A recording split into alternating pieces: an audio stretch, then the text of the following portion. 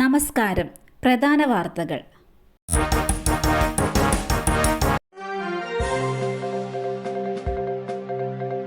TP. Chandrasekharan വധക്കേസ് പ്രതി ജ്യോതി ബാബുവിന് ജാമ്യം നൽകാനാകില്ലെന്ന് സുപ്രീം കോടതി. വിചാരണ കോടതി രേഖകൾ സുപ്രീം കോടതി വിളിച്ചു വരുത്തി.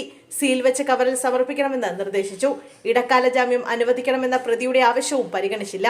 ടി.പി. ചന്ദ്രശേഖരൻ വധക്കേസിൽ പ്രതി ജ്യോതി ബാബുവിന്റെ ജാമ്യാപേക്ഷയിൽ എളുപ്പത്തിൽ ജാമ്യം നൽകാനാകില്ല എന്നായിരുന്നു സുപ്രീം കോടതി അറിയിച്ചത്. പ്രതികൾക്കെതിരെയുള്ളത് കൊലപാതക കേസാണെന്നും വിചാരണ കോടതിയിലെ രേഖകൾ പരിശോധിക്കാതെ തീരുമാനമെടുക്കാൻ കഴിയില്ലെന്നും സുപ്രീം കോടതി പറഞ്ഞു. കാസർഗോഡ് SIR ജോലിക്കിടെ BLO കുഴഞ്ഞു വീണു. കാസർഗോഡ് ജില്ലയിലെ ബളാൽ പഞ്ചായത്തിലെ മൈക്കേം അംഗൻവാടി ടീച്ചർ ശ്രീജയാണ് ഇന്ന് രാവിലെ കുഴഞ്ഞു വീണത്.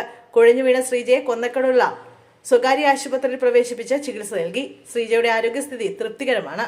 BLOമാർക്ക് അമിത ജോലിഭാരം എന്ന ആരോപണം ശക്തമാകുന്നതിനിടെയാണ് കാസർഗോഡ് BLO കുഴഞ്ഞു വീണ സംഭവം ഉണ്ടായത്.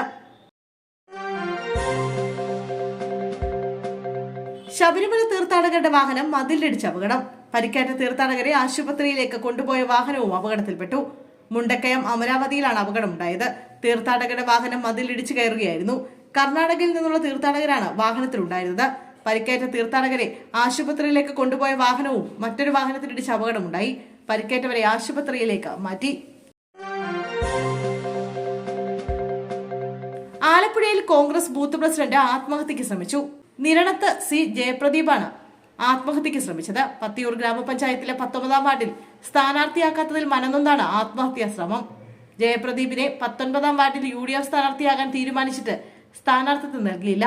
വീട്ടുകാരുടെ സംയോജിതമായ ഇടപെടലിലാണ് ജയപ്രദീപിന്റെ ജീവൻ രക്ഷിച്ചത്. വൈഷ്ണയെ വോട്ടർ പട്ടികയിൽ ഉൾപ്പെടുത്തണമെന്ന ഹൈക്കോടതി. മുട്ടടയിലെ UDF സ്ഥാനാർത്ഥി വൈഷ്ണ SLനെ വോട്ടർ പട്ടികയിൽ നിന്ന് ഒഴിവാക്കിയ നടപടിയിൽ വിമർശനവുമായി ഹൈക്കോടതി. പേര് ഒഴിവാക്കിയത് അനീതിയാണെന്ന് ഹൈക്കോടതി വ്യക്തമാക്കി. ഒരാൾ മത്സരിക്കാൻ ഇറങ്ങിയതാണെന്നും സ്ഥാനാർത്ഥിത്വം പ്രഖ്യാപിച്ചെന്നും രാഷ്ട്രീയ കാരണത്താൽ ഒഴിവാക്കുകയല്ല വേണ്ടതെന്നും ഹൈക്കോടതി പറഞ്ഞു. വോട്ടർ പട്ടികയിൽ ഉൾപ്പെടുത്താനുള്ള നടപടിയെടുക്കണമെന്നും സംസ്ഥാന തെരഞ്ഞെടുപ്പ് കമ്മീഷനോട് ഹൈക്കോടതി നിർദ്ദേശിച്ചു. ഇല്ലെങ്കിൽ അസാധാരണ അധികാരം പ്രയോഗിക്കുമെന്നും ഹൈക്കോടതി പറഞ്ഞു. സാങ്കേതിക കാരണങ്ങളാൽ തെരഞ്ഞെടുപ്പിൽ മത്സരിക്കാനുള്ള അവകാശം നിഷേധിക്കരുത്. ഒരു പെൺകുട്ടി മത്സരിക്കാൻ നിൽക്കുമ്പോഴാണോ ഇത്തരം പ്രശ്നങ്ങളെന്നും കോടതി ചോദിച്ചു.